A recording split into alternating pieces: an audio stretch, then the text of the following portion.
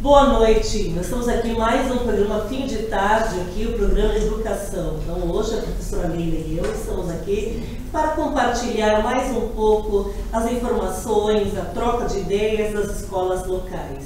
Então para você que está se conectando agora, compartilhe para esse momento de educação.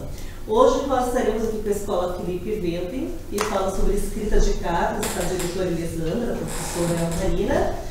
A Escola Primavera, com o vice-diretor Jailton Proença, com os alunos Abel e Jennifer, para falar sobre a vinda dos escritores da escola, essa parte toda, né, professora? Essa é verdade, é muito importante a leitura nas escolas e nós estamos bem surpreendidas também da novidade, né, da carta, né, na escola e os alunos participando também. Exatamente.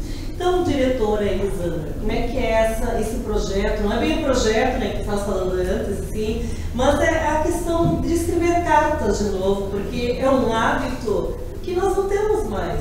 E como é que é essa questão com os alunos do 6º ano? Eu achei bem importante. Eu acho que carta sempre vai ser um ato de carinho, né? E a gente está carente desse olhar, desse carinho. Quando eu recebi a minha carta, eu fiquei imensamente feliz. Porque eles foram de uma coerência com o trabalho, com a proposta da Prof. Marina. E a Prof. sempre dizia, mas é um trabalho simples. Eu acho que é de ações simples que a educação precisa. É que nós não precisamos ser um projeto imenso para mostrar a importância, porque com a carta nós trabalhamos aquilo que nós deixamos de lado há um tempo, né? O carinho, porque é tudo tão tecnológico. E o carinho não, é o papel, é a nossa impressão que fica ali, é o perfume da pessoa que está escrevendo, é todo um cuidado. E por detrás de todo essa emoção, né, trabalha a organização das frases, porque quem for receber a carta precisa compreender o que está escrito, né? Eu acho que é muito bacana, eu acho que trabalha toda essa parte da escrita.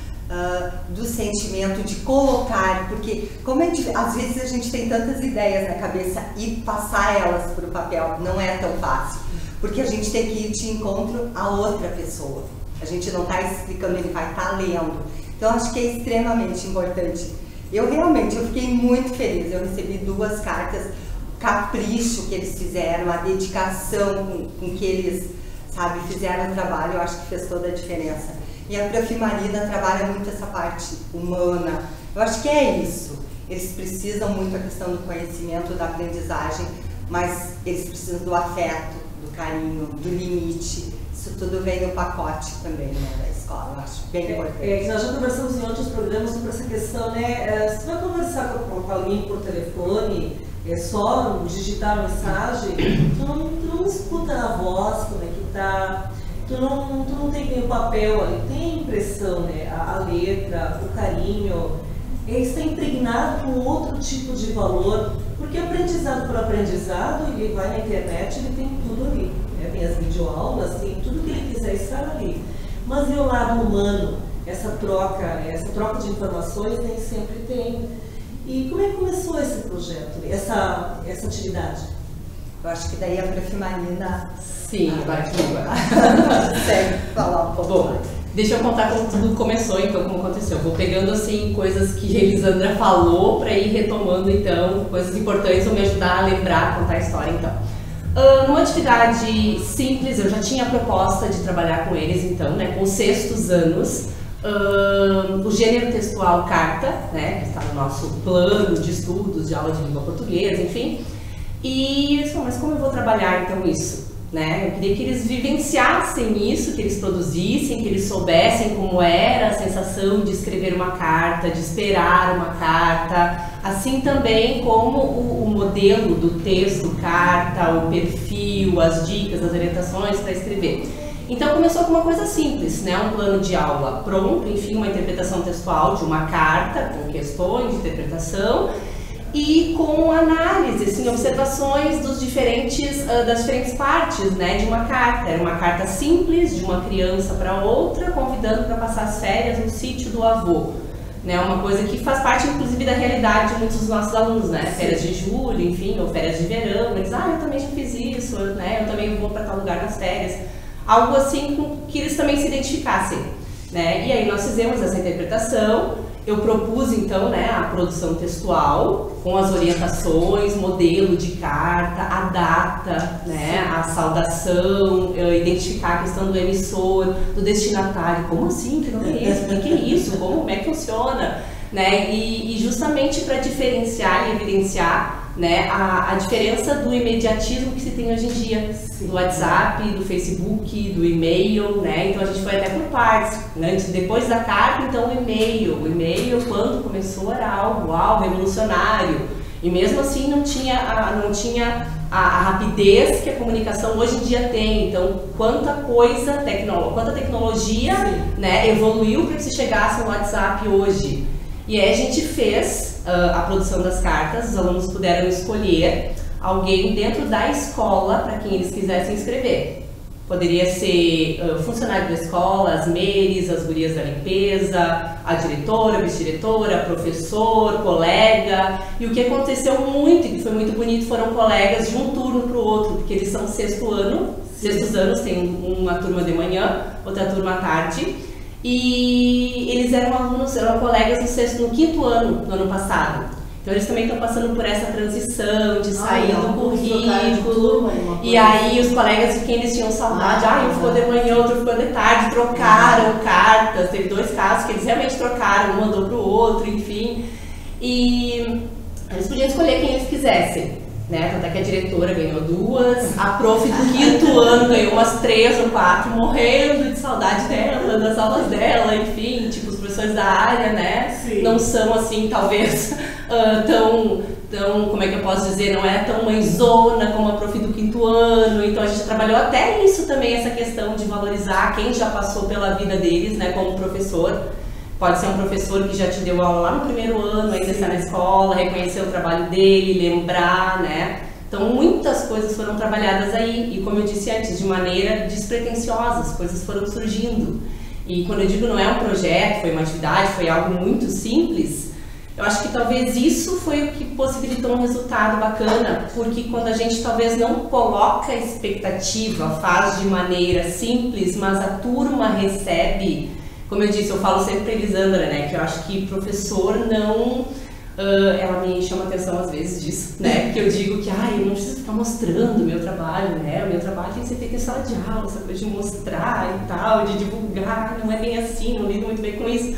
Mas acho que é por eles, né? A gente tem que vir falar e tem que mostrar também. E não é só o meu trabalho, que eu sempre digo, deu certo, foi uma coisa legal, porque eles souberam conduzir também. Sim. Porque às vezes a gente, professor, planeja 1000 coisas, que eu sempre digo, né? Professor tem que ser um pouco artista, tem que ser inventor, tem que ser psicólogo, tem que ser de tudo. Tu tem que estar sempre inventando, tu tem que estar criando, tu tem que estar mirabolando, plantando bananeira, porque eles entendem às vezes. Né? Sim, eu me vejo assim, é isso, tecnologia, né? E a gente compete com tudo isso, não é fácil. E aí, mas se a turma, tu pode fazer tudo isso, se a turma não recebe, se não acontece aquela química ali, né, de tu passar o que tu precisa e de dar certo, deles acolherem, de eles terem o encantamento que tiveram, como essas turmas, né, fizeram, não acontece. Então não é só meu trabalho, o mérito é muito mais deles do que meu, porque eu lancei a proposta, fiz a minha parte, orientei, enfim, né, no que compete a mim como professora, e eles fizeram muito bem a parte deles. A gente trabalhou inclusive a questão do papel de carta, eu inclusive não consegui para mostrar para eles, falei da época, né, das coleções, das pastinhas que eu tinha, enfim, que geralmente as meninas só naquela época, né, acabavam trocando, falamos até sobre essa questão de que meninas, meninos que também gostam de decorar coisas, enfim, né? E eles decoraram o papel, a gente simulou um papel de carta, né? A importância do cuidado, de onde tu vai colocar a carta, do que tu vai escrever, de acordo com o que tu escreveu na carta, tu vai ilustrar, enfim. Então saíram coisas muito lindas, o capricho que eles tiveram, como a Elisandra falou antes, o cuidado.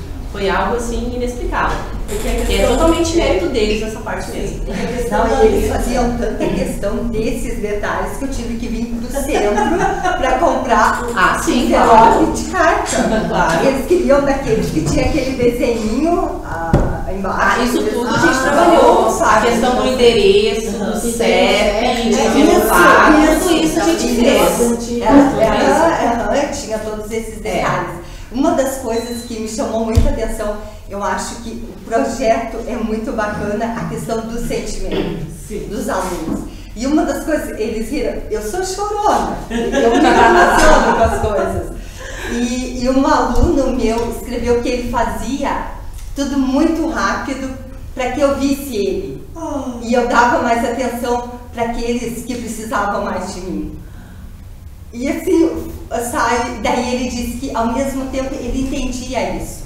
Ele sabia que talvez ele não precisasse tanto de mim quanto os colegas, mas eu chorei muito quando eu li, porque é um sentimento dele, é um sentimento do aluno que nunca, não me passou realmente pela cabeça, porque ele sempre fez tudo muito rápido. Ok, tá bom, mas o quanto eles também precisam da gente parar e olhar, né, o olhar. E ele dizia que ele sempre fazia tudo muito rápido para que eu olhasse para ele, sabe? Então, bem... E a gente às vezes não se dá conta desses detalhes aí. Que nem assim tu disseste há pouquinho, né? Que tu gosta mesmo de trabalhar assim nos bastidores, assim, né? Porque os protagonistas da história são os alunos. Mas aí vem aquele o outro lado, assim, às vezes as pessoas não se dão conta da importância que é o trabalho, assim, simples, segundo o que tu disseste, né? Mas não é tão simples assim. Porque o nosso dia a dia corrido, na sala de aula, tu entra, tu aplica teu plano de aula, e tem aquele outro que precisa de mais assim, e aquele que não tem dificuldade, ele precisa às vezes de um outro cuidado, que nós às vezes, despercebidos, não cuidamos, não ajeitamos. E através de uma carta ali, ele conseguiu expressar aquilo que ele estava sentindo, que às vezes em palavras, né, oralmente não conseguiria, né? Então ali aquela carta, aquele trabalho simples, está impregnado com outras coisas. E eu acho que abre tanto leque das coisas. Quando eu disse para a Prof. Marina que eu ia encaminhar ela disse, mas é muito simples. Ai, que vergonha, porque eu disse, gente, mas são essas ações que outras pessoas também abrem leque para outras possibilidades. Foi trabalhado com carta, tem tantas possibilidades que às vezes a gente acha que é o simples, não tem muita importância. Eu acho que é o simples que faz toda a diferença. Porque o aluno tem que sentar, né? Largar tudo que tem ao redor dele de tecnologia, seja o que for, né? E se sentar e pensar numa pessoa para quem tu vai mandar, o que tu vai falar, né? Então, os alunos, isso daí é um bom trabalho, porque na verdade eu até passei um texto com os alunos meus de religião, do ensino médio, né? Fazer nada. Então a gente leu todo aquele texto e o fazer nada é largar tudo que a gente tem, televisão, celular, e fazer realmente, se dedicar um pouco pra gente, né? Então o fazer nada também é isso. E é muito importante. Tu desliga tudo que está ao teu redor e te dedica só para uma coisa. Então é bem como é que dizer, gratificante. Nesse fazer nada, quantas coisas a gente se percebe. Eu vou roubar a palavra. Porque se eu roubar a palavra, não fala. Não sei se as pessoas sabem disso, né? Para falar, Marina, para falar tem que roubar a palavra. Eu só vou roubar a palavra. Não, eu vou em nome dos feitos espectadores, né? Sim. Rodrigo Benck manda um abraço para a professora Leila. Leila tem fã-clube, né? Ivilene Quilin, Márcia e Leila são professoras fantásticas. Obrigada. Camille Flores, isso aqui eu não entendi o recado, mas eu vou ler. Jennifer, só mexe no cabelo. Não foi assim que eu te ensinei. Bacana, né? Bacana, alguém tá cuidando. Eu não sei, porque aqui tá todo mundo. Tu fica o tempo todo exposto aqui, né? Deixa eu ver. Cuidando aí. Felipe Eckert, olá, bom programa. Guilherme, bom. Esse aqui é um bom, deve ser alguém de sobrenome bom, né? Eu não sei quem é, junto conosco. E Hélio Baques, Dali Abel. É contigo aí, né? Por falar em Abel e Jennifer, vocês já escreveram carta alguma vez na vida? Já. Sincero, não. E tu alguma vez? Faz tempo? Pro Papai Noel. Pro Papai Noel. Porque é um hábito que essa geração não tem, né? Então é um diferenciado ali da escrita de cartas e tudo mais ali. E para falar em escrita de cartas ali, tem os escritores que vieram, né? Quando é que foi que eles vieram? Eles vieram hoje e ontem, na verdade, né? Da escola. E qual é o tipo de livro? Porque, como é que é o nome? Christian Davi e Carlos Steigleder, né? Isso, exatamente. Steigleder é geladeira. Parece marca de geladeira. Eu quero pelo nome. O Steigleder, ele veio para séries iniciais, educação infantil. E o Christian Davi veio para o pessoal da área, né? Para o pessoal da área. Mas antes de falar na questão do escritor na escola, eu gostei muito do tema aí, do assunto das gurias aqui, né? Parabenizar a professora pela iniciativa. É um projeto, na verdade, é muito interessante, porque resgata uma parte da nossa história. Para vocês terem uma ideia, eu, não sei o Alan, mas eu namorei por carta. O Alan só não está querendo se entregar agora. Namorei por carta, nós guardamos caixa de carta. Né? A Cíntia guardou por um bom tempo. Eu também tenho umas cartas que eu mandei, meu marido morava fora também, em outro estado, daí eu mandava carta. Ai, que eu ainda tenho. E a carta ela tem uma peculiaridade, né? Ela, por ser escrita, você tem que parar para ler. Você tem que. Então, a gente escrevia 4 páginas de carta. Numa postagem. Então, ia você deve que o selo era caro, né? É. Selo era uma nota, né?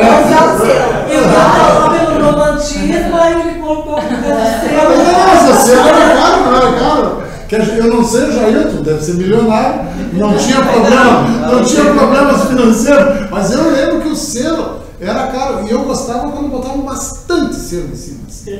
Porque às vezes tinha selo de 1, de 2, de 3, de 4, de 5, e aí botava aquelas caças recheadas de selo e pensava, essa tá mais florida.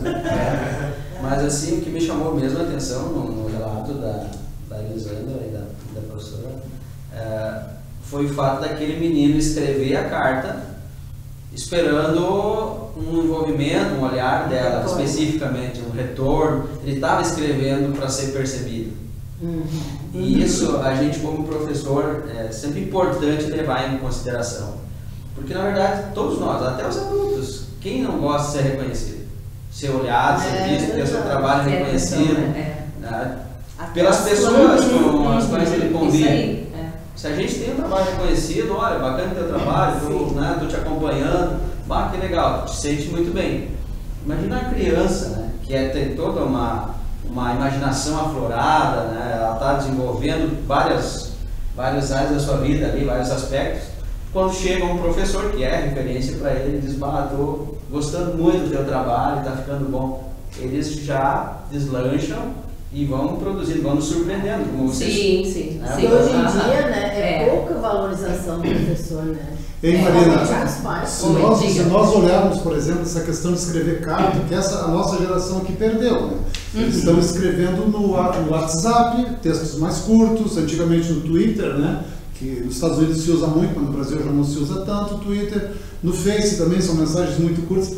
Mas a nossa geração, pelo menos a minha geração, do Jailton, vamos dizer, não vamos botar mais ninguém. Eu também escrevi carta. Não vamos botar mais ninguém junto, né, Jailton? Não, eu escrevi carta, sim. Nós escrevíamos cartas e cartas. E durante muitos anos, eu queria lembrar, quando se dizia assim para medir a inteligência de alguém, se falava em QI, que era o quociente de inteligência. E o quociente de inteligência era baseado em testes lógico-verbais, né? Então, matemática e expressão escrita, né? Então, até ali o QI media isso, e as pessoas que melhor escreviam cartas, por óbvio, sabiam se expressar melhor em qualquer outro ambiente, né? Foi depois que surgiu a inteligência emocional, né? Até então não tinha isso, né? E eu acho que a nossa geração foi uma geração que escreveu muito e que leu muito mais, porque se pegar os textos do jornal Dois Irmãos, que está aí na mão do Jailton e da professora Marina hoje, os textos são enxutos. E os textos do nosso período eram textos mais longos. Então tu eras obrigado a ler mais, por isso se escrevia mais também. E essa questão também do imediatismo das mensagens atuais, né, como a gente falou antes, WhatsApp e tudo, e a emoção, como tu citaste antes, né, a questão de esperar, imagina esperar a carta, prof, mas aí quantos dias, mas meu Deus, mas tem que esperar para saber, né? Quando alguém, a expectativa, assim, a gente tocou até no assunto, se não me engano, acho que foi assim com eles, no assunto de revelar uma foto, por exemplo. Sim. Hoje em dia, uma foto do que está acontecendo é instantâneo, WhatsApp, Facebook, Twitter, enfim, qualquer coisa. As coisas parece que não tem mais tanta graça, tu faz uma viagem, por exemplo, tu chega da viagem, tu manda revelar, fazia isso, né? Sim. Falando do presente, o verbo tinha que ser passado, né? Fazia isso. Eu fiz algumas vezes, fui viajar, voltava de uma praia, um lugar legal, assim, que conheceu, na segunda-feira ia trabalhar e ia lá revelar no final do dia ou na terça de manhã ia lá pegar. Meu Deus, e daí aquelas que queimaram ou que não saíram muito bem, como assim? A gente não via assim, quando estragava a foto, e aí... Era assim, essa emoção de esperar, né? A gente está hoje bem saudosista, né? Vocês já notaram isso? É verdade. Eles dois devem estar... Eles devem que estão falando. Vamos ver que me meteram. Pra quem você escreveu agora? O que é isso? Pra quem você escreveu? Ele não escreveu. Só a Jenny escreveu. Ela escreveu? Só a Jenny escreveu. Pro Papai Noel. Tem um filme, Cartas para Julieta, não sei se vocês chegaram a ver. É maravilhoso! Bárbara, né? E eu ia dizer uma coisa, gente. Sabe que quem vai na cidade da Julieta, todo mundo tem que botar a mão no seio da Julieta, né? Era de... Sim, tem na casa da Julieta, onde o Shakespeare escreveu, né? Sim. A família Capuleto e a outra lá, tem uma imagem da Julieta. Foi uma imagem de bronze, maravilhosa. Só que todo mundo que vai lá é uma tradição, eu tive lá também, é uma tradição que todos que vão lá, homens e mulheres, colocam, tiram uma foto encostando a mão no seio da Julieta. Olha, é aço aquilo, é bronze, o negócio. Gastou. Chegou a gastar. Chegou a gastar. Mas aquela, muita gente ainda hoje, depois do filme, mais ainda. Lá é pilhas de cartas escritas por Julieta largado naquela canção. É que essa questão da carta, né, faz com que nós também leiamos muito mais, porque tu vai lá e a expectativa, e eu penso que essa questão, perdeu-se a expectativa, as pessoas querem tudo para ontem, como tu disseste, as pessoas não pensam, elas não aproveitam mais o tempo. As pessoas estão sempre pensando no depois. Então, esse momento saudosista que nós estamos passando, vocês vocês também passaram por isso, porque agora, como vocês estão nessa geração de cartas, vocês estão pensando, isso é uma perda de tempo, imagina, o tempo que eu estou lá escrevendo uma carta, já mandei mensagem para muitas pessoas. Do jeito que as coisas vão, né, daqui uns... Hoje nós estamos saudosistas 40 anos depois, por exemplo, 50 anos depois. Mas daqui a 40, 50 anos, do jeito que as coisas vão, as pessoas vão estar falando por telepatia, eu acho. Mas pode ter, além disso, eu acho que dá um pouco de medo até, como é que vai ser? A função da carta também é muito ampla, ela também é mediadora, porque eu lembro que eu fazia magistério, eu sou de Mostardas, e eu fazia magistério em Osório, e eu era recém-casada, sabe, 25 anos atrás, e eu gostava muito de escrever para o Paulo sobre questões que a gente tinha que pensar dentro do nosso relacionamento. E o que eu digo? Que minimiza, porque às vezes a gente está numa discussão aflorada, as duas pessoas. Tu escreve uma carta, tu lê a carta que tu escreveu, tu media ela, tu conserta, a outra pessoa quando vai receber, quem mandou não tá ali. Ela vai ter um tempinho para pensar sobre a carta. Não sai então, logo xingando. Então, isso é muito importante também. Eu e o Paulo, a gente se comunicou muito no início do casamento, em questão de ajustes por carta. Até porque quando ele recebeu a carta, tu já tinhas pensado muito no que tu escreveste, lapidaste, ajeitaste aquele xingamento mais... Sim. E esses dias eu estava relendo as cartas, eu achei algumas já amarela, e daí eu pensei, nossa, isso aqui o Paulo melhorou tanto, isso aqui eu melhorei, isso aqui ainda não, sabe? Então assim, tu ainda faz uma variação de todo um percurso, assim, eu acho que a carta é extremamente desacomoda, né? Quem recebe porque tem que responder. Sim, e se nós guiar ali, e os garotos ali, o Abel e a Jennifer ali, já que eles não estão nem entendendo o que são as cartas ali. Não dá palavra para esses jovens. Você, assim, os escritores da escola, que nós falando de leitura, só muda a parte da escrita ali, mas também é isso ali. Como é que são esses livros? Tu disseste que o Carlos foi mais para o fundamental para vocês ali. Que tipo de obras ele escreve? Porque esse realmente, eu infelizmente desconheço os dois, então conta para nós. Bom, a gente chegou a ler o livro do Cristian Davi, né, que são contos mais para a nossa área, a partir do 6º ano até o 9º, se não me engano. E era um conto de terror, sabe? E são contos basicamente de terror. Isso aí. E aí, como é que foi esse trabalho? Vocês, a professora trabalhou essa questão do livro, como é que vocês trabalharam essa parte? A gente pegou um pouco da imaginação do livro para ver algo que acontece na nossa realidade. A gente, na nossa aula em português, a gente fez uma coisa chamada seminário, né, sobre o livro, porque quando a gente lia o conto, né, a gente não entendia muito bem, né, porque era um conteúdo muito complexo. E a gente fez esse seminário para a gente tentar também entender cada conto, aplicar alguma coisa assim na nossa vida cotidiana, sabe, o que a gente vive. Sim. E a gente acabou também até mudando a nossa opinião a respeito do livro, sabe? Isso foi bastante proveitoso. Vocês leram todos os contos ou vocês fizeram uma repartição desses contos? Como é que funcionou para fazer esse seminário? Que eu acho extremamente importante para essa troca de informações, porque realmente, às vezes, o aluno pega o livro, ele não compreende muito bem, e depois o seminário, que é uma discussão em cima sobre os assuntos, ele começa a refletir, aquela parte que eu não havia compreendido é assim. Como é que funcionou para vocês? A gente, cada um leu todo o livro e depois foi separado em partes. Cada aluno ficou com um conto diferente para explicar. Cada pessoa recebeu um conto, né? Sim. São 22 contos, aí o professor sorteava um conto, um número, né? A gente falava com um número de 1 a 22, aí esse número que era o número do conto, na verdade. Aí a gente tinha que fazer uma análise do conto, né? E tinha que fazer um resumo também e valer a nota dele. E vocês pegaram qual conto? Eu peguei o conto do Despejo. Eu peguei o Tocaia. E quando veio o escritor lá, vocês conseguiram trocar, conversar com ele sobre isso? A gente não falou exatamente sobre cada conto, mas sim ao livro ao todo, falou também bastante sobre a vida dele e tudo mais.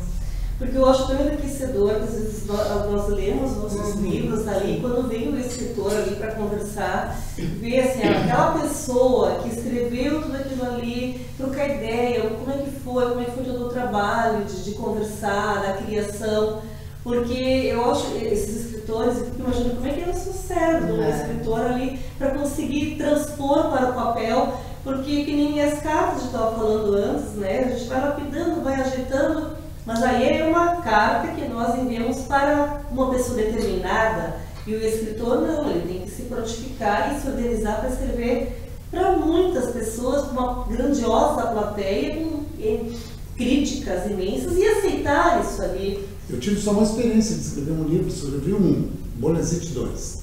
Era um livro de ficção científica. Comecei escrevendo, peguei uma teoria do Stephen Hawking sobre os mundos paralelos, os universos paralelos, e desenvolvi ali um romance uma ficção, assim. Esse livro aqui, tá? Vou mostrar aqui, tá? Esse livro, tá? Bolezite 2, tá? É um thriller de ficção científica, tá? E eu quero dizer o que um escritor... Eu comecei escrevendo, eu tinha uma ideia. E o livro se escreve quase sozinho. É assustador isso. Várias vezes tu vai escrever, tu tinha que escrever, eu levei, como eu escrevo rápido, né? Eu escrevo com técnica de redação, então eu escrevia rápido. Eu levei no máximo 2 semanas para desenvolver e fazer tudo, né?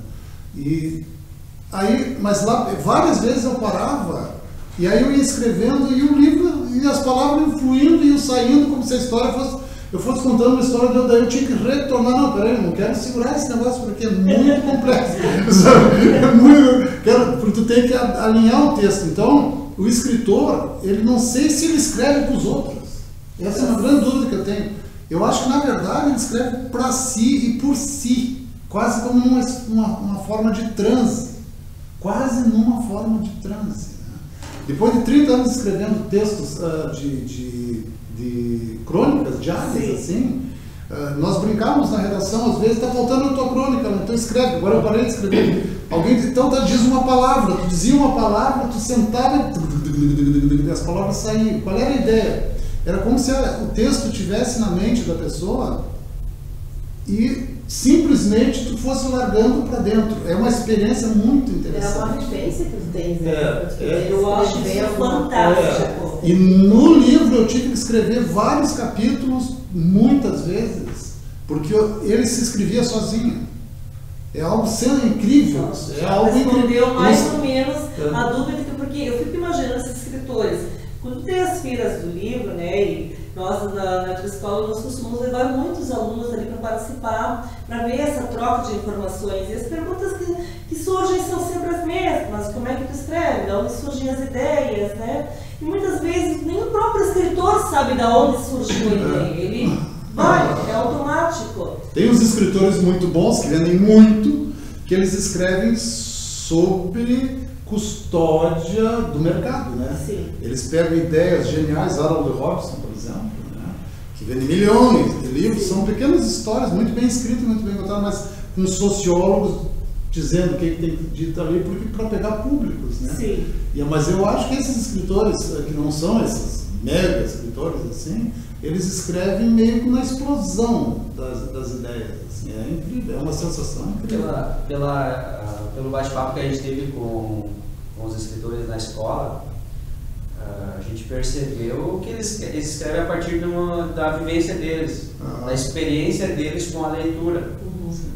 E quando nós falávamos da carta, dá para fazer um link do tempo da carta para agora, das mídias, com certeza, porque para você escrever uma carta você precisa estar lendo, precisa ler, precisa pensar, organizar o pensamento, né? Para poder comunicar direito, para outra pessoa entender o que você quer passar. Da mesma forma hoje, porque nós temos a influência de toda a mídia, toda a tecnologia, mas os alunos, para escreverem uma redação, eles precisam ler. Então a gente está, desde 2012, tem o escritor na escola, na primavera, e toda a escola enfrenta esse desafio, que os alunos aprendam a gostar de ler. Não que eles leiam por ler. Não tem como escrever bem, né? Se tu não ler. Todos nós sabemos que ler é um hábito, mas para você adquirir o hábito tem que começar. E como é que começa? Como é que aprende a gostar de ler? Então a gente criou assim o escritor na escola. Então são 2 escritores. Um para a educação infantil, porque ele tem que ter uma linguagem adequada, adaptada para a educação infantil, séries iniciais, e o outro já para... Em que ano estão o Abel e a Jennifer? No nono. Que idade vocês estão? 15? Me impressiona a maturidade das pessoas de 15 anos. A própria vivência faz com que a maturidade de alguns, e eu vejo assim, que nem nós estamos falando antes, essa garotada para apresentar no jornal, ali, esses programas que as meninas fazem, esse tipo de trabalho faz com que eles fiquem mais desenvoltos. Criança, hoje em dia os adolescentes não têm mais o hábito de cartas, porque não precisam mais.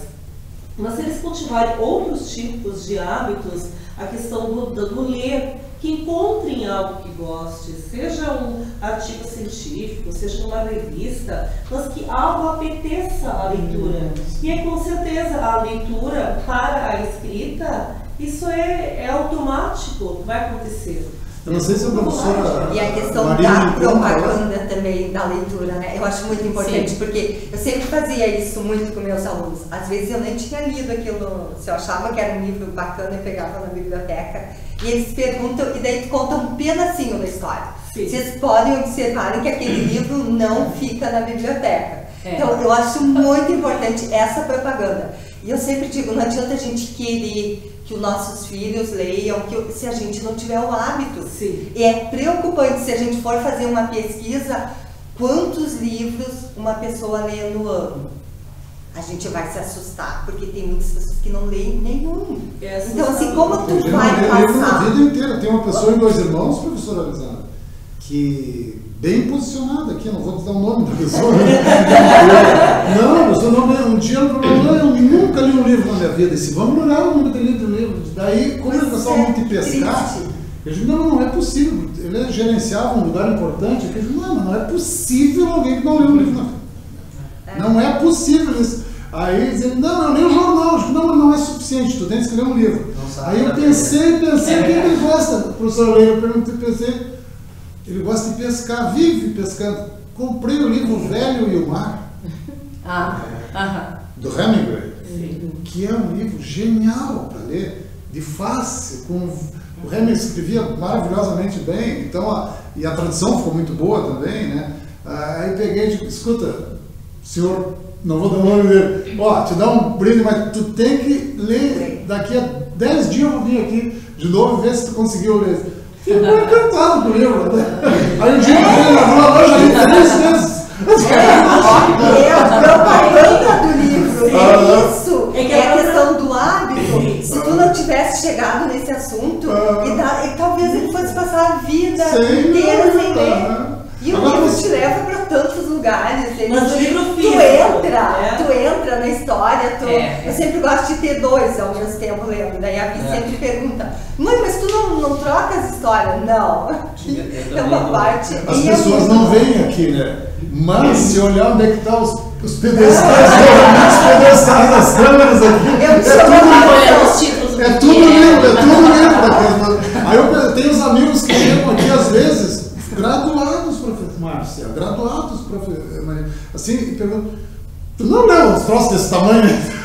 E aí eu brinco, né, 2 vezes. Porque, claro, isso é um hábito. Meu pai lia, minha mãe lia, meus tios liam, é hábito.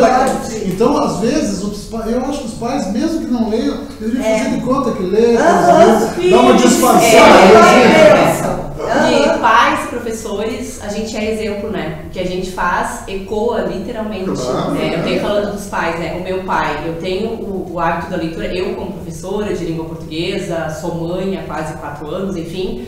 A vida da gente faz com que a gente tenha menos tempo de fazer algumas coisas como ler. Eu estou numa fase da vida em que eu não tenho muito tempo para ler, principalmente em casa. Às vezes eu aproveito o tempinho que eu estou esperando meu marido na rodoviária, já comentei, para ler, a parada da leitura na escola. Eu deveria ler mais, mas no momento eu não estou conseguindo.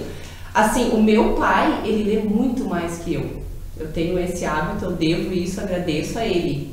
Meu pai, assim, tu não sabe o que dá pra ele, Dia dos Pais, dá um livro. Ele vai ler todo o livro. Mesmo nem que ele te diga, pai, isso eu não gostei muito. Ou esse eu gostei, ou esse fala sobre isso ou sobre aquilo. Eu lembro que às vezes no curso de letras, na faculdade, a gente, obviamente tem que ler muito, né? E às vezes eu tava lendo, né, uma obra, enfim, para fazer um trabalho, um ensaio, uma ficha de leitura, aquelas coisas, enfim, né, de graduação.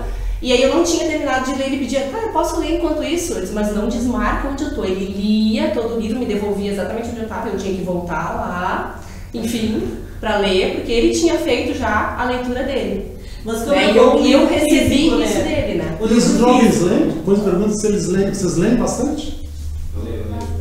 Antes, eu não lia muito, né? Mas agora que eu comecei a entender mais a importância da leitura, na verdade eu comecei bastante por causa de uma frase que me ficou bastante. Eu não lembro, eu não sei quem disse a frase, mas a frase diz o seguinte, que os verdadeiros analfabetos são aqueles que podem ler, mas não leem. E quando eu vi essa frase, eu pensei, agora tem que começar a ler. E aí quando eu comprei o livro, eu comecei a ler ele, e eu comecei meio que se identificar com o personagem, comecei a entrar na história bastante. E isso fez com que eu começasse a ler cada vez mais. Daí quando eu queria parar, eu queria ler mais uma página. E aí isso fez com que eu se tornasse um hábito. Como é gostoso ouvir isso de um aluno, assim, porque eu vejo assim, nossos alunos assim, que eu dou um horário da leitura, eu tenho vários trabalhos dos livros que eu faço com os meus alunos, e eu tenho plena consciência de que tem muitos que fazem aquela enganação. Mas eu digo para eles que a enganação não é para mim. É vocês mesmos, quando vocês não leem, que vocês deixam de conhecer. Porque dizer eu não gosto de ler, ou não tem nenhum livro que eu goste, quer dizer, já leu todos os livros do mundo para não dizer que não tem um livro que não goste, mas procura um pouco mais, leia. Eu tenho dificuldade em fazer leitura nos aplicativos. criativos, porque eu gosto do livro físico. Eu gosto de um papel. Eu também. Eu também, Sabe o que exatamente. que eu acho De que fazer, preferência ainda professora? com um marcador fazer alguma coisa. Ganhar o livro de alguém, ter algo escrito pra amigo, tá mais. Os meus livros reclamavam que eu tinha lido. Eu riscava os livros, Eu tenho o hábito também de. Isso aqui eu gostei agora, eu tô sendo bem discreto, só numa lapiseira. Eu não sei se a Jennifer, que lê bastante, Jennifer, começou a ler. Eu sou especialista em fazer os outros lerem, né? Porque, óbvio, eu sou jornalista, as pessoas têm que ler jornal, para ler jornal tem que gostar de ler tudo, né? Aí eu tenho um parente meu, aí não vou dar o nome, tem que saber o nome comum da família, né? Aí ele não lia nada. Aí eu pensei, mas eu vou ter que fazer essa criatura gostar de leitura, né? Porque não é possível, né? Parente meio distante, assim, mas parente, né? Brasileiro é parente de todo mundo, né? Aí peguei e disse, mas eu vou dar. Me caiu na mão, não foi agora, uns 20 anos atrás, o Analista de Bagé.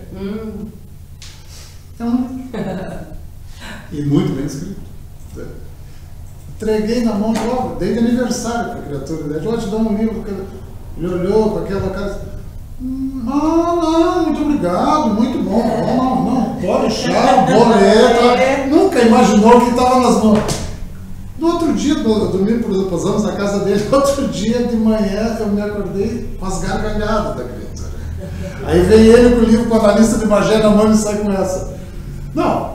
Tu conhece o cara que escreveu esse livro? Sim, conheço, Luiz Fernando. E por que ele não escreveu um livro dessa grossura? Porque isso aqui não podia terminar no Depende do que se oferta para a pessoa. Agora você vai oferecer um livro de topologia filosófica, a pessoa se mata. Entendeu? Assim como o Abelardo disse que eu não consegui entender bem. Há uma questão de vocabulários, né? A pessoa, por exemplo, tu vai ler Machado de Assis, né? Lindo livro, né? Aquele do cara que é amargo, como é o nome? Dom Casmurro. Maravilhosamente bem escrito para nós adultos que temos um vocabulário.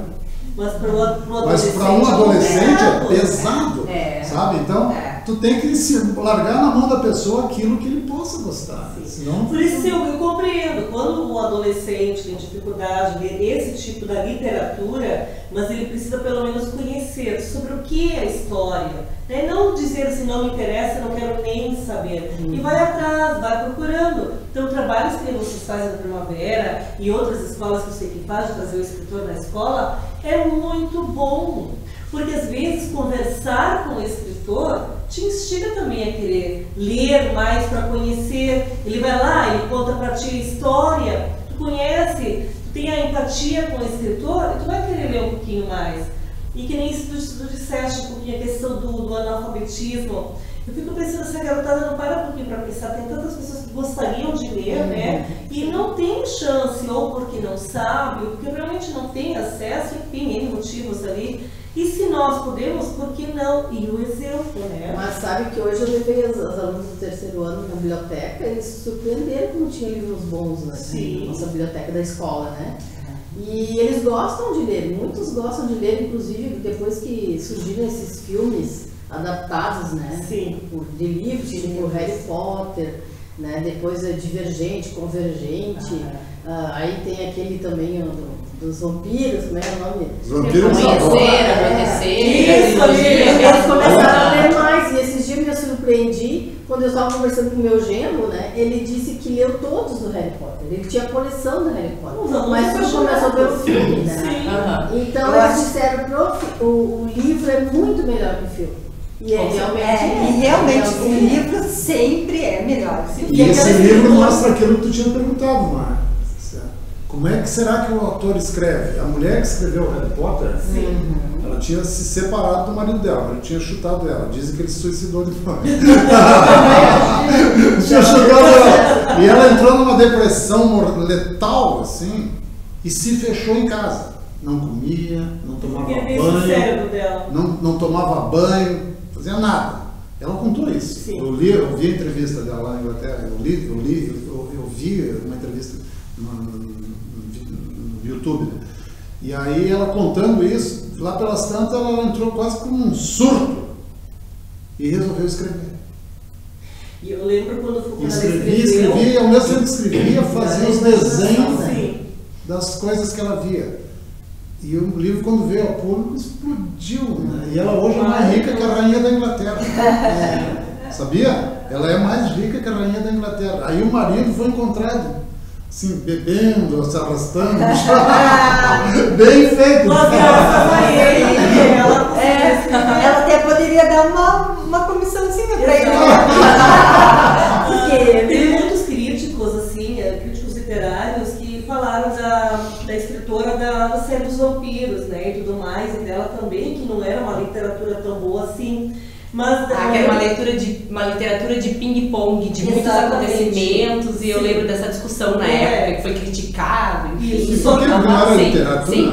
Exatamente, por vários motivos. E eu lembro que eu pensei assim, mas se isso faz a garotada se eles estão lendo, que Curitiba, elas vão começar ali, e dali elas vão para outro. E outra coisa, né, professora Márcia e professora Marina e Lisandra, eu duvido das críticas sobre livros. Eu duvido das críticas. Olha, assim, eu sou de jornalismo, né? Eu duvido das críticas, porque eu não gostei do teu livro. Pode pegar o crítico e ver se ele escreveu alguma coisa. É muito fácil dizer não gostei. Não. E aí tu pega, por exemplo, Tom Wolfe, escreveu um livro chamado A Fogueira das Vaidades, que é um livro sobre como a vida é em Nova York. Os críticos não consideraram aquilo literatura, porque aquilo é uma reportagem praticamente sobre a vida de Nova York. Mas tu lê aquele livro, tu lê numa sentada, são quase 450 páginas. Isso fica claro. Tem que se identificar com algum personagem, né? Eu acredito que é isso. Quando eu explico para eles, tipo, romantismo, realismo, né? O romantismo, tu não conseguia te identificar com os personagens, eles eram perfeitos, né? Então, no realismo e modernismo, tu começou a te identificar por quê? Porque o povo começou a ser retratado nas obras literárias. Então, antes era só a burguesia que tinha acesso. Então, lógico, um burguês se identificava com o personagem, né? Mas uma pessoa humilde que não sabia ler, que depois eles começaram em folhetins, em jornais, as obras literárias, aí eles faziam reuniões e uma pessoa lia, alfabetizada, e ela lia esses capítulos para os outros. Então, as pessoas começaram a se identificar porque já era mais o povo retratado. E professora Helena, então Vitor Hugo, né, nós falamos aqui, Os Miseráveis, então não é literatura também. Segura a concepção de alguns, não. Imagina, né, eu sinceramente acredito, se as pessoas gostam de ler, muitas davam-lhe pau no Paulo Coelho, mais pau, né? Meus amigos intelectuais todos de Novo Hamburgo, e eu me correspondi com o Paulo Coelho. No Rio Grande do Sul foi o primeiro a escrever sobre o livro O Alquimista. O primeiro jornal a escrever sobre o livro O Alquimista foi o nosso jornal, nem daqui de Dois Irmãos, lá de Estância Velha, que nós tínhamos lá. E ele me mandou uma correspondência, nem sei onde é que ele achou meu nome, nada, nem sei, eu fazia ideia, mandou uma correspondência: prezado Alain, estou escrevendo um livro e eu acho que eu posso ser um escritor, porque eu já vendi 3 mil exemplares. Eu estou te mandando esse livro, se tiver um espaço aí no jornal, escreva. Guardei aquele negócio lá, passaram 3 semanas. O jornal sempre falta, era semanal o jornal, né? Sempre falta matéria, né? Um negócio desgraçado isso, né? Aí peguei, tipo, mas o cara me mandou um troço, peguei o livro do cara e eu leio com velocidade, né? Li o livro, eu já tinha estudado sobre alquimia, a química da Idade Média, né? E o negócio dele é totalmente outro, é bem assim, né? Um negócio bem bruxulhante, vamos dizer assim, né? Peguei e escrevi meia página e mandei pro cara, mas eu não tinha casado com o Paulo Coelho, que estava me mandando aquele livro, era o mesmo Paulo Coelho que compunha as músicas do Raul Seixas. Eu ia dizer, a influência do Raul Seixas. E aí eu escrevi, prezado senhor Paulo, tá aqui, mandei o livro, esse cara ficou tão feliz. Aí me mandou o Diário do Mago para me escrever, escrevi também, mas eu não sabia que era o Paulo Coelho do negócio das músicas, né? Eu nasci há 10 mil anos atrás. Aí dali a 2 meses, mas da primeira edição que nós publicamos, passa 2 meses, sai na Veja, lembra que existia na Veja? Sim. A lista dos mais lidos. O Alquimista sobe para o primeiro lugar, do nada. E o Diário do Mago para o segundo lugar. E fica 220 semanas no primeiro lugar. Esse é um livro muito bom. Em troca disso, ele permitiu, quando o jornal passou a diário aqui, ele permitiu que nós publicássemos gratuitamente a coluna Maktub dele. que ele escreveu para a Folha de São Paulo. Nós publicamos todas as colunas dele do Marco Tobé aqui. Mas aí meus amigos diziam, você é um escritor, isso não sei, babá. Passado alguns anos, um tempo, os caras começaram a ceder e disseram, não.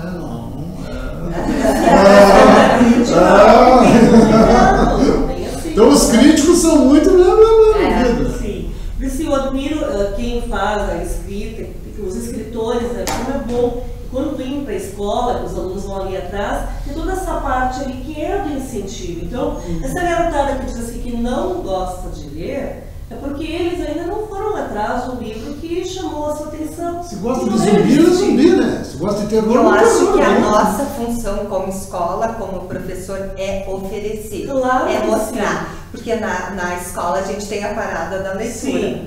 Então, um dia da semana, todo mundo para. Meia hora no início da aula, turno da manhã e da tarde, as meires, toda a escola para ler. É a parada da leitura. Quando é isso, professor?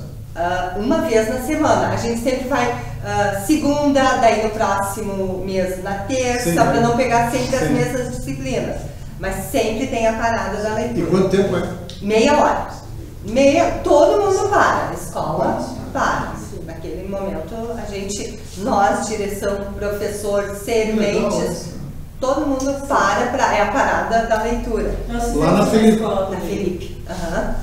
E a gente deixa a biblioteca aberta na hora do intervalo.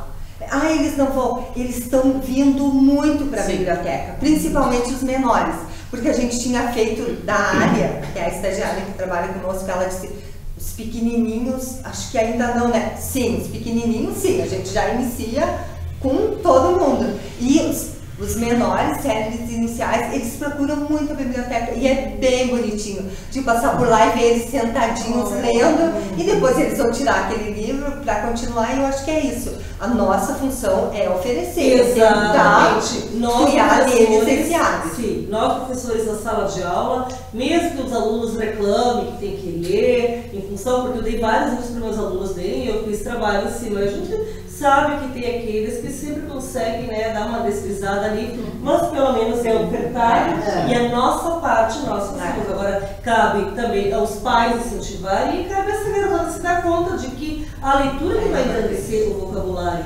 E quando tem escritor na escola, eles têm que ser realmente apreciados e fazer perguntas e sugar todo aquele conteúdo do livro, saber como foi que fez aquela ideia, nem que às vezes o escritor não saiba como surgiu tal ideia, porque o livro se Posso ler aqui? Sim. Bem rapidinho. Karine André, mas a Jennifer. Essa Jennifer tem folclore também, né? Gustavo Rinker, salve Jennifer. Tá aí. Roselane Silva da Luz, parabéns. Mas Elisandra, hein? Somos sempre Felipe. Gustavo Ciotti, sorrisos e parabéns. Hermide Trucolo Presser, o Trucolo, não sei se... Olá, Terezinha Maria Naves, um abração. Gabriel Sauer, parabéns. Terezinha Naves diz, adquirir o hábito de ler é o grande segredo para o nosso cérebro ficar sempre ativo. É conhecimento que ninguém tira. Gustavo Rinker diz, boa Jenny. É uma pessoa importante para o Jenny. Diego Gonçalves, Dali Abel.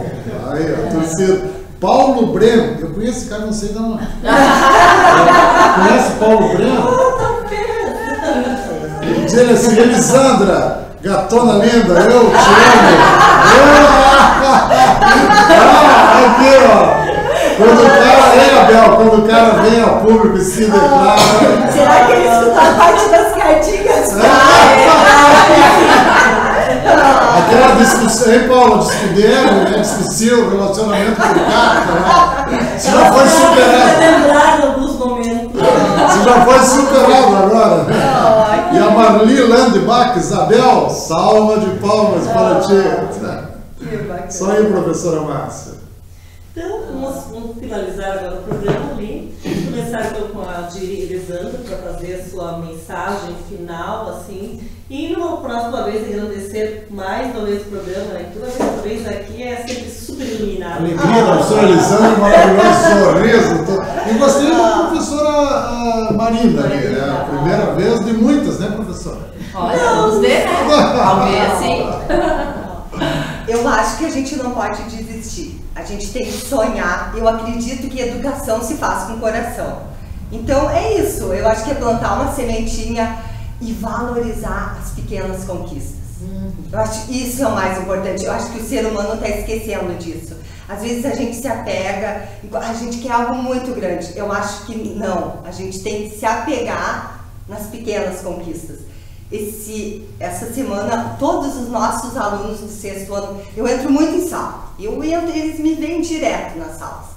E todos os alunos do 6º ano fizeram o tema de matemática. Então, assim, eu elogiei muito, assim, é isso que a gente precisa. E a turma do 9º ano, não fez o tema. E todo mundo cobrou daquele. E eu acho que é esse olhar que a gente precisa ter. É um olhando para o outro, é um cuidando do outro. E um mundo melhor depende de nós. Essa questão de elogiar quem fez, ao invés de ficar criticando, quem não fez, fulano que não fez, começar a parabenizar quem fez. Porque aí o outro vai se sentir, olha só que legal, ele ganhou um parabéns. Que é a filosofia desse programa, né? Exato. É o reforço positivo. Elogiar os que fazem. Exato. Na psicologia de agora, a gente trabalha muito essa questão do reforço positivo. Sim. Eu acho que faz toda a diferença. Eu acho que é por aí. E acreditar, e confiar, e sorrir mais. Eu acho que a vida flui de uma maneira diferente se a gente vibra no bem. Eu acho que é isso. Eu acho. A gente tem tanta coisa para agradecer, né? Eu acho que é isso. Marina? Bom, reiterar tudo que a Elisandra já disse, então agradecer a oportunidade de estar aqui, né, de mostrar um pouquinho do meu trabalho, mas principalmente pelos meus alunos, que são eles que me motivam a tudo, né, sempre digo para eles que se não fossem eles, né, nós não teríamos emprego, e professor que não gosta dos alunos não continua trabalhando, né, e tudo que eu sempre puder fazer por eles, eu vou fazer. Que tu vem assim, muito no programa, porque tu tens assim um jeitinho assim, de que tem muitos trabalhos bons aí pra mostrar. Pois é. Tinha gente que ficou com dor de garganta quarta passada de tão nervosa. Não, foi a gripe mesmo, foi a gripe. Saiu bem? Obrigada pela oportunidade, foi um prazer. Saiu bem, né? Não doeu, né? Não, foi bom. A outra vez que eu cheguei na escola e comentei, eu disse, o programa, eu acho que também, porque fala em educação, ele tem uma energia muito boa. Sim, a gente não vê o tempo passar. É verdade, realmente. Eu ia comentar isso, realmente. O relógio passa de uma forma diferente aqui, e é muito bacana. Acho que... E nós brincamos que se ele não roubar a palavra, não fala. Né? Sim, todo mundo gosta. Já eu Também gostei muito de participar do programa, agradecer o convite, representando a escola com a Diana e o Abel. E dizer que o escritor na escola é um marco, sim, para a escola Primavera. Tem o antes e depois, não é o único momento, né? Cada turma trabalha um livro, esse livro do escritor, antes dele chegar. Então, aquela expectativa para o dia do escritor, todo mundo vem, faz os trabalhinhos, apresentam lá. E depois do dia do escritor, eles continuam trabalhando com o livro. Acho que esse é o grande desafio da escola, né? Fazer com que eles aprendam a gostar de ler. E quando vocês falavam antes, eu estava vendo assim, eles olham para o escritor com aquela expectativa de um dia se tornar um escritor. E acho que é isso que a gente tem que levar eles a acreditar que é possível. Sim. Porque se nós formos olhar os livrinhos da educação infantil, enfim, os livros que eles trazem, não é uma coisa tão muito difícil elaborar. Se nós nos preparar o aluno, ele pode ser escritor, sim. Acho que nós temos que levar essa mensagem, né? Então, para que todas as escolas possam seguir, né, nessa linha de formar leitores. Formar leitores, pensadores, daqui a pouco escritores. Eu venho fazendo um trabalho assim da criação de livros faz um bom tempinho, né? E eu vejo assim que tem alunos que têm um jeito de escrever que parece assim que penetra na história. E eu digo para eles, vocês não sabem, daqui a pouco se vocês se incentivarem um pouquinho mais e persistirem, daqui a pouco vocês vão se tornar muito famosos ainda ali, porque de pequenininho, às vezes, não se tem ideia, né? Hoje eu não posso dizer o que eu vou ser no futuro. Então, assim, poesia, tanto faz o tipo de leitura. Vão atrás, vão em busca disso ali. Faz um trabalho paralelo, por que não, né? Para aqueles que não querem ser escritores, mas que utilizem a a literatura para melhorar a sua qualidade de vida, para influenciar seu conhecimento no trabalho, em casa, ou, enfim, aonde ele estiver. E tem aquela frasezinha básica, né? Quem não lê, mal fala, mal ouve e mal vê. Então, porque a leitura aguça a alma, né? Isso é certo, a leitura, ninguém sai menor depois de um livro. Né? É isso que eu quis sugerir, porque se você escolher uma boa literatura na área que você quer, que você precisa melhorar, ela vai abastecer a tua mente de conteúdos. No momento que tu precisar, teu cérebro vai te entregar o que você precisa. Tu vai estar preparado para utilizar. Aquilo que tu falava antes, como um livro se escreve sozinho, mas porque você está com o teu subconsciente abastecido. Cheio de coisa. Aí a imaginação flui e você escreve. Então, se todos os alunos, adultos também, enfim, perceberem o valor dessa literatura ou da leitura em si, escolher o livro que ele quer para ajudar, para melhorar a sua vida em qualquer aspecto, imagina, a pessoa vai realmente avançar sempre. Com certeza. Essa é a ideia. Está lá armazenado, não precisa, só coloca na prática. Eu acho. E também retomar a parte dos sonhos, né? Eu acho que é muito importante eles saberem que eles podem ser o que eles quiserem. Não limitar as coisas. Eu acho que isso é muito importante, porque a gente vê às vezes os alunos dizer, não, mas eu só posso isso. Não, vocês podem o que vocês se disporem a fazer, a ser. Eu acho que isso é muito importante também, a gente dar uma sacudida para mostrar que eles eu acho que os pais não podem bito a isso que a professora Lisandra diz, os pais não podem definir o que os filhos vão ser. Esses dias estava o padre Dirceu rezando uma missa aqui no bairro Primavera, e ele disse o seguinte: puxa, se os filhos de vocês disserem assim, eu quero ser padre, para com esse negócio assim, não, quem sabe tu vai ser advogado, quem sabe tu vai ser médico, quem sabe tu vai ser jornalista. Não! Se a pessoa, deixa que a pessoa siga aquilo, porque se a pessoa está dizendo, eu quero ser isso... E daí ele vai ser frustrado. Sabe, então, deixa avançar. Isso serve, claro, para a questão clerical, tanto quanto para qualquer outro. A pessoa diz assim, não, eu quero ser presidente da República, vou dar um exemplo, maluco. Boa. Ok, incentiva. Boa. É só tentar. Porque isso passa às vezes, mas às vezes não passa. Só que se os pais disserem, para com isso.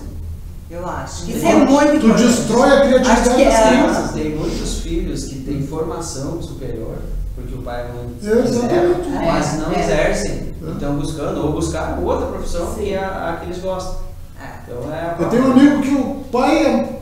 A mãe queria que fosse médico, ele foi fazer medicina, 3 anos e meio de medicina. Mas se não gosta, não adianta. Bem voltado, se desgostou, foi embora. Não. E ainda bem que foi embora, né? Foi embora, o pai era filósofo, foi fazer filosofia. 2 anos de filosofia. Sabe onde é que ele terminou? Como professor de educação física, feliz da vida. É isso. Era sinestésico. Sinestésico, sabe? Movimento. Sabe? Loucura isso. Então não adianta ficar os pais dizendo, não faça isso, não faça aquilo, sabe? Deixa seguir. Cada um de nós nasce com um karma, cada um de nós nasce com algo por dentro de si que tem que procurar e buscar. A pessoa tem que buscar o seu perfil, né? É isso aí. Como se realiza. Jennifer, agora é a tua vez. Agora vamos deixar dele. Eu queria agradecer pelo convite de ter vindo aqui e acho que sobre isso da leitura, não é só ter um gosto. A pessoa tem que ter bem mais do que gosto, tem que ter a felicidade de estar podendo ler aquilo ali, gostar de estar lendo, porque além de trazer o conhecimento, vai expandir a sua imaginação e isso é algo maravilhoso. Muito bom. Verdade. Bom, primeiro eu quero agradecer a oportunidade de estar aqui. Também não gostaria de deixar uma mensagem para as pessoas que estão assistindo, talvez nos inspirar alguém de alguma maneira. E, por exemplo, o livro é como se fosse uma mente brilhante dentro da sua casa. Utilizando o exemplo da obra do Machado de Assis, eu não tenho como mandar uma carta, por exemplo, para o autor, mas eu posso comprar uma obra dele e ver o que ele tem a me dizer, como se tivesse uma conversa com ele em formato de livro. E o que difere um conhecimento de uma obra que difere do conhecimento de um material, por exemplo, é que o material vai e vem. O que você compra no celular, eu posso ser roubado e depois pode comprar outro. O conhecimento não. O livro, eu compro um livro, leio ele inteiro e se eu perder o livro, o conhecimento ainda vai comigo. Quem pode roubar? Com essa do Abel, até agora as últimas mensagens.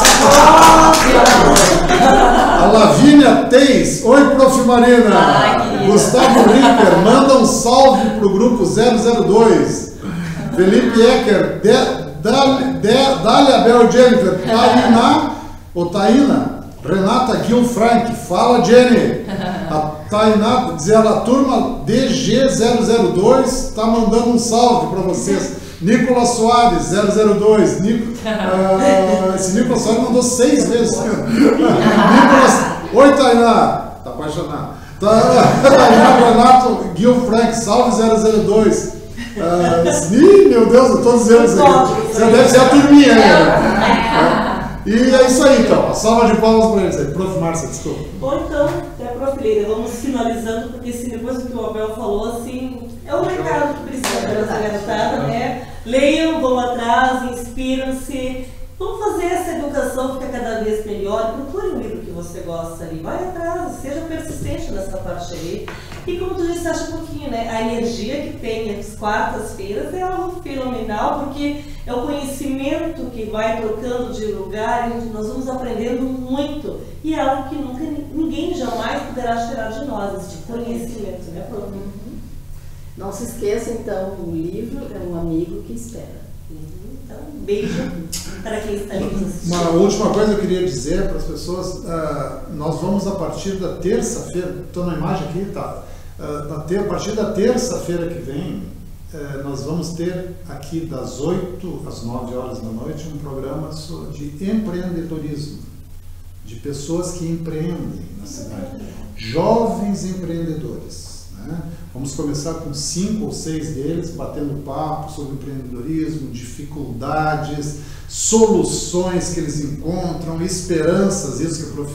Lisandra estava falando para nós, né? Aquela empolgação dos jovens, que nem nós temos aqui o Abel e a Luana, uns chamam de Luana, outros de Jennifer, né? Eu chamei de Jennifer aqui. Então eles vão estar aqui a partir de terça-feira. Esse grupo é um grupo de 5 ou 6 que vão começar todas as semanas. Se outras pessoas, jovens empreendedores também, desejarem participar, podem ligar para cá para o jornal, falar comigo, né? E nós vamos colocando. Nós entendemos que assim como nós estamos dando espaço para a educação, mostrando as coisas maravilhosas que a educação faz, né? Provando que a educação é espetacular, né? Porque são coisas espetaculares que são feitas dentro das escolas e que, infelizmente, nem todos os professores vêm nos ajudar a mostrar, né, professora Márcia? Né? Mas deveriam vir. Porque, por exemplo, a professora Marina, certamente a professora Marina, a partir de hoje, nunca mais vai ser a mesma, porque ela veio aqui e não, ela... Estou tensa, fica tranquilo, não existe pega-ratão aqui, não tem pergunta capciosa aqui, não há nada de malefício aqui. Nós só pegamos o que a professora Marina tem de melhor, o que a Jennifer, o que o professor Jailton tem de melhor e largamos para cima para que as pessoas se inspirem no bem que vocês fazem. E assim também nós vamos começar agora com os empreendedores. O Brasil precisa de mais pessoas que empreendam. Pessoas que estejam dispostas a abrir empresa, pessoas que estejam dispostas a apostar, digamos assim, no desenvolvimento da sociedade civil, comercial, industrial e de serviços brasileira. Então nós vamos estar aqui a partir da terça-feira, né? Fico bem feliz, convido as pessoas a prestigiarem, né? Claro que nós vamos estar divulgando isso por tudo aí, mas é a primeira vez que estou falando agora aqui na educação, né? E acho muito bonito. E só para dizer, professora Marina, assim, o nosso programa aqui, há 1 ano e meio, nós carregamos um piano nas costas, né? Focar uma comunicação completamente diferente do que é o jornalismo clássico, que mistura bem e mal, alegria, tristeza, virtude e vício, e entrega para as pessoas. Aqui nesse programa, todas as noites, de segunda a sexta, né? Aliás, de segunda a domingo agora, porque nós temos as missas transmitidas nos domingos agora, né? Sim. Sabe? Nós nunca falamos nada de negativo. Só o que tem de positivo na sociedade. Tem coisas erradas? Tem. Mas isso não é para gerar cultura. O que tem de gerar cultura é isso que a senhora faz lá, o que o professor Jailton faz com seus alunos, que a professora Elisandra, que todos fazem nas escolas aqui. Então é isso que tem que gerar cultura. A cultura tem que ser baseada, a comunicação tem que se basear em cima da cultura que deu certo e não da cultura que dá errado. Porque se tu olhares para o que dá errado, vai dar mais errado. Eu certo. acredito muito. É sistêmico, né? Vai criar um sistema, né? Então aqui nós estamos, professora Marina, eu lhe agradeço muito a presença. Eu agradeço raro, também. né? Vim professores, né? É raro, né? Então nós ficamos muito felizes, né? Quando vem professores, né? O professor Jailton vai voltar aqui também, né? E nos ajude a divulgar isso, porque aqui é a cidade da qual nós nos orgulhamos. Né? É a cidade das pessoas que se esforçam para transmitir conhecimentos e fazer coisas que façam com que nós fiquemos todos ir para casa dormir em paz, né? Sabendo que o mundo está salvo. Pelo menos só mais um dia, né? Então, a nossa parte a gente está fazendo. E agora dá uma salva de palmas e põe aí.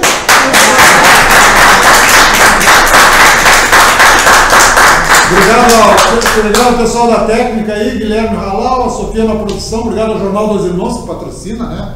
Paga o espaço aqui para nós, né? E obrigado a Deus que nos permitiu estar aqui e voltamos amanhã, se Deus quiser. Um grande abraço, muito boa noite. Fique na TV local e no Jornal dos Irmãos. Obrigado.